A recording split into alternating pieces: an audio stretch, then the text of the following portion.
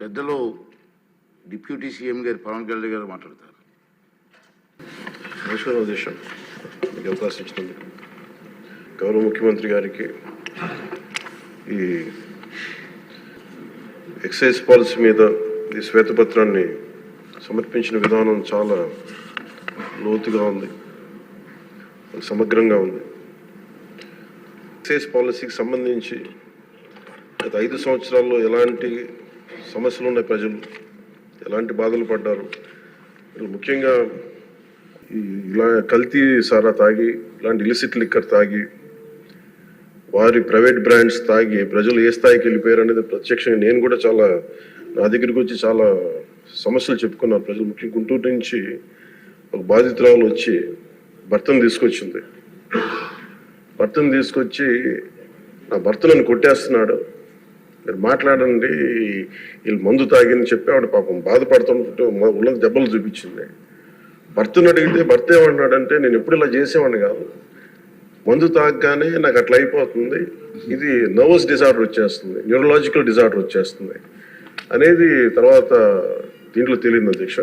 ఊనే ఒకసారి అంటే ఇది ఇంకా విష్ణుకుమార్ రాజు గారు చెప్పినట్టుగా ఇది ఇంకా 3,000 కోట్లుగా చాలా లోతైన దోపిడీ జరిగింది. దీంట్లో లాస్ ఆఫ్ కన్సిడరబుల్ రెవెన్యూ దాదాపు 18,860 కోట్ల 51 లక్షలు అనేది ప్రాథమికంగా తేలింది. దీంట్లో అంటే ప్రజలకు కావాల్సిన డబ్బు, ప్రజలకి రావాల్సిన డబ్బు ఇవన్నీ కూడా ఎక్కడికి వెళ్ళిపోయినాయి.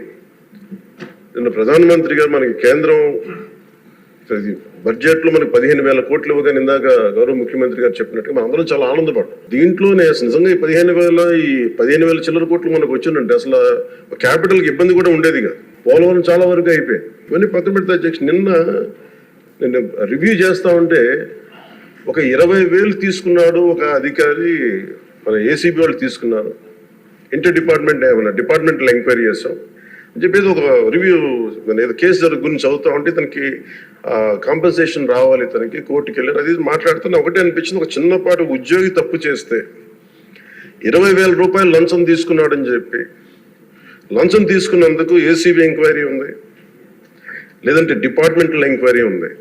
అలాంటిది రాష్ట్ర వ్యవహారాలు నడిపే ముఖ్యమంత్రి కానీ వారి సంబంధిత సభ్యులు కానీ స్టేట్ ఎక్స్చెకర్కి 18,860 కోట్ల రూపాయలు పైచిలకు ప్రప్రథమంగా ఇక్కడే మనకు తేలుతూ ఉంటే వీళ్ళు శిక్ష పడకుండా ఎలా తప్పించుకుంటారు? శిక్ష పడాలి. మనకి నైతిక బలం, నైతిక హక్కు ఎలా ఉంటుంది అధ్యక్ష? మనకి ఒక అధికారి 20,000 రూపాయలు నువ్వు తప్పు చేశావని చెప్పి ఏసీబీకి పట్టిస్తున్నావు.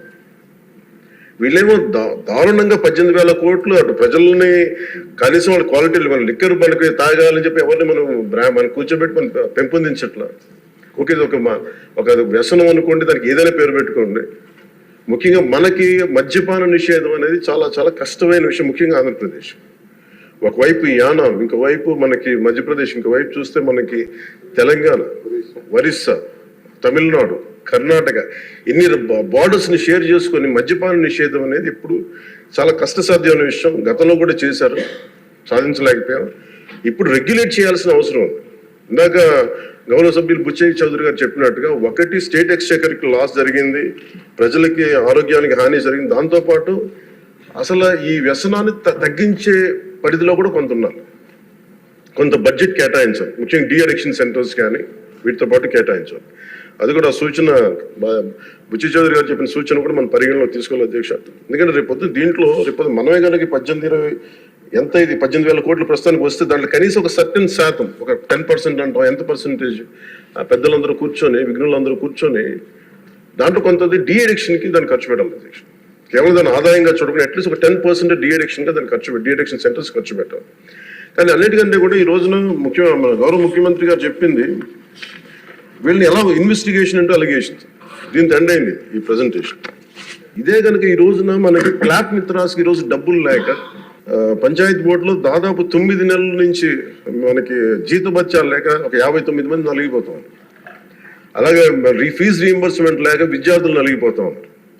స్టేట్ ఎక్స్చెకర్లో డబ్బులు లేవు. కానీ అందరూ ఇన్ని కోట్లాది మంది జీవితాలతో ఆడుకుని వీళ్ళ చేతుల్లో మటుకు ఇన్ని వేల కోట్లు, దాదాపు విష్ణుకుమార్ రాజు గారు చెప్పినట్టు 30,000 కోట్లు వెళ్ళిపోయాయి.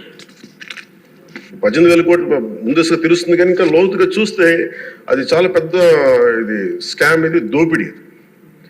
వీటిని కనుక మనం వదిలేస్తే తప్పు చేసిన వాళ్ళని గత ప్రభుత్వం సంబంధించిన ఇది ఇట్స్ నాట్ అబౌట్ వెండట పగా ప్రతీకారం కాదు, కానీ వీళ్ళని స్వేచ్ఛగా కనుక వదిలేస్తే వాళ్ళ అదృష్టవశాత్తు ఈరోజు వాళ్ళు అక్కడ లేరు. వాళ్ళు కనుక ఉండుంటే వాళ్ళకి నిజంగా వాళ్ళకి సమాధానం చెప్పాల్సిన పరిస్థితి ఉండేది. తప్పించుకొని పారిపోయారు వాళ్ళు ఈరోజు, తప్పించుకొని పారిపోయారు వాళ్ళు. We have to make them accountable అధ్యక్ష. వాళ్ళు we have to bring them into accountability. They have to be penalised. వాళ్ళు దయచేసి గౌరవ ముఖ్యమంత్రి గారికి నేను మీ తరపు నుంచి ఆయనకి తెలియజేసుకున్న అధ్యక్ష, దయచేసి వీరిని please we have to penalise them sir. వాళ్ళకి సరైన శిక్ష పడాలి సార్. వీళ్ళకి తప్పించుకోవడానికి కుదరదు సార్. ఏదంటే రేపు పొద్దున ఒక ట్రాఫిక్ కానిస్టేబుల్కి బలం ఇవ్వాలి అంటే ఆపగలమంటే వాళ్ళు ఏమంటారు సార్ లోపల? నేను చిన్నపాటి కానిస్టేబుల్ అయితే నాకేమనిపిస్తుంది, మీరు పెద్దోళ్ళు అయితే వదిలేస్తారు, మమ్మల్ని అయితే పట్టుకుంటారంటారు సార్.